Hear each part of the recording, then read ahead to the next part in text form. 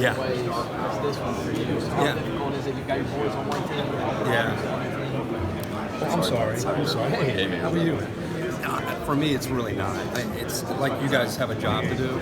It's really no different for me. I guess when you're doing your job and the ball's in the air and the guys are running plays, I'm not talented enough to be thinking about Ohio State and my kids. It takes every ounce of energy I have to analyze a game, to just watch the play and talk about what just happened. I feel like it's my job to help the viewer understand the hows and the whys of the game. Now, before the game, it's cool to sit here and talk about it. After the game, definitely to talk about it. But during that broadcast, it's no different than any other game. Just lock in and analyze it. So the Big Ten has not sort of pointed the last 4 of these, I'm saying. I hate to kind of lump the whole conference together. You know, it's like when we watch these bowl games. I was, again, my 7th graders kidding Jake and Ty about the ACC because Miami lost, they didn't score. I don't know if you can really lump an entire conference and say, well, they're slow or they're not as physical or whatever it might be.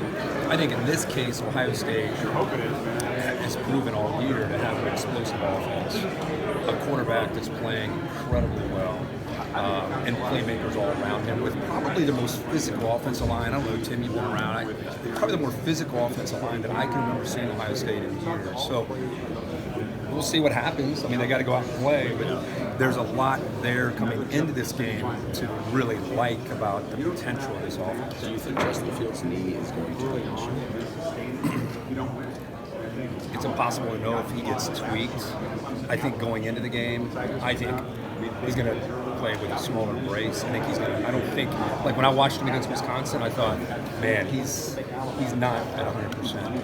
I think after having 3 weeks to get recovered and treatment, I think he's going to go in there and play. I think he's going to have to. If Ohio State's going to be competitive, he's going to have to run football. You know, I think he's a big factor, not just design run, zone read, but especially 3rd and 7, as he's done all year. Things break down and he takes off for a first down. That's a big part of who their identity is.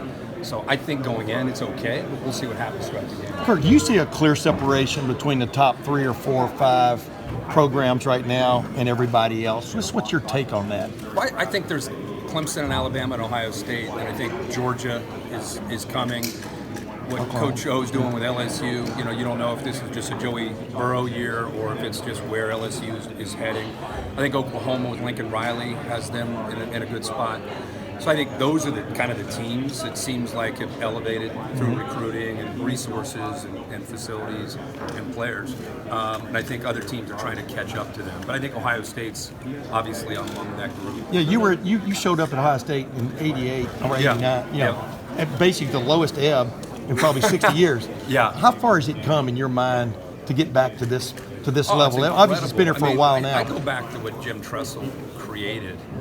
You know, I think when I went to Ohio State, if Ohio State went 8-3 and beat Michigan, that was a successful year. And Jim Tressel, I think, raised the bar in '02 because the previous national championship was in '68. It was almost like a mythical thing to think about a national championship. It was all about the Big Ten championship, and that was the era. Just like in the SEC, it was SEC championship. So things have changed a lot in this BCS era, and then of course the playoff era.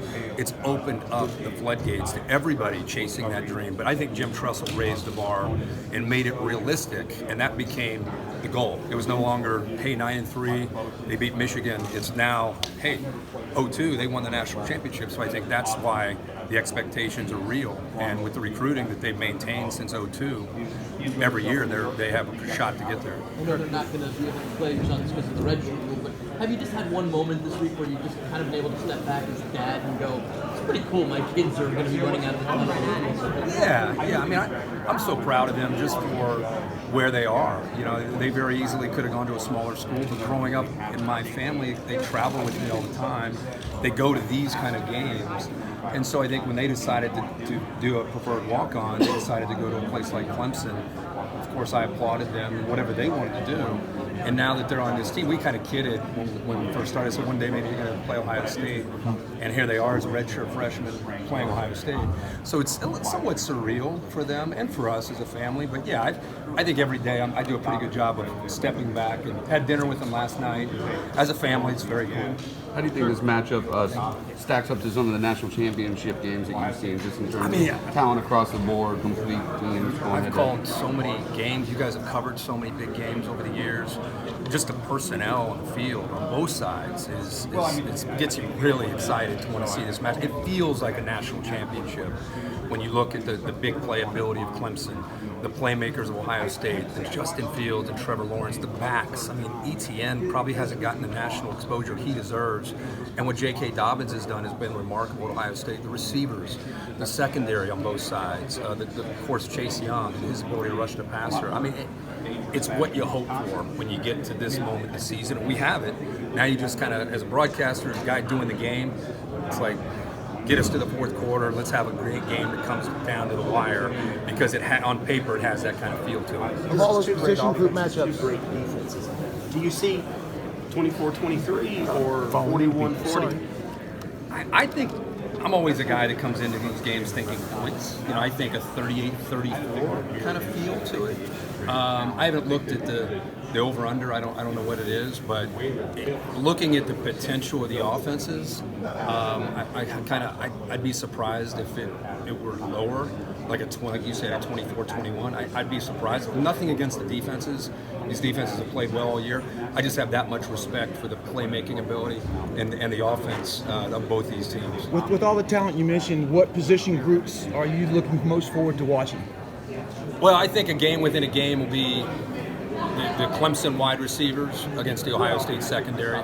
I think that's going to be a fascinating matchup. I mean, T. Higgins and Justin Ross, their length, both of them around 6'5", long arms, and they're going up against Okudah, who's top 5 pick possibly, 6'1", long arms. Damon Arnett, who's a big physical corner, even though he has the broken hand, he's still been able to play with physicality. And Shaun Wade, who many Clemson fans probably aren't familiar with, he's probably a first rounder if he decides to come out this year. I mean, think about all that talent going head to head and the style of defense that Ohio State plays. These guys are going to be on islands, and it's going to be who wins. So that, to me, is going to be fascinating to watch. And then the Chase Young factor in this game, how Clemson handles him. Do they think, hey, we're Clemson, we don't worry about guys like Chase Young, we're going to play him straight up? Or do they think, we're trying to play a man up, but we got to slide to him, we got to chip with the back? Or how do they handle Chase Young and the potential of what he can do to disrupt an offense? Obviously, everybody knows how good the SEC has been, how good Clemson has been. We've seen teams like what Texas can be, what USC can be, what Florida State can be. Obviously, teams in the South, southern half of the country, that's where a lot of the power comes from. Yes. Do you think teams in the North, is it any harder for teams in the northern half of the country to win on a consistent basis? And do you think anybody other than Ohio State long term can compete for national titles from the northern part? I think they can. It's a fair question. I mean, it's just a fact. If you look at the teams in the top 10, you look at the recruiting rankings every year. I mean, it tends to see teams from the SEC, the ACC, the Pac-12. Ohio State's the outlier. You can maybe say Notre Dame has become an outlier. Michigan has recruiting, but it's not always necessarily showing up, on the field. I think it is tougher. I think just because of the abundance. If you go around and you travel into Atlanta, into Miami, into Southern California, into the state of Texas, and you just look at high school football talent, a lot of times they want to stay home. In some cases, they'll go to the north.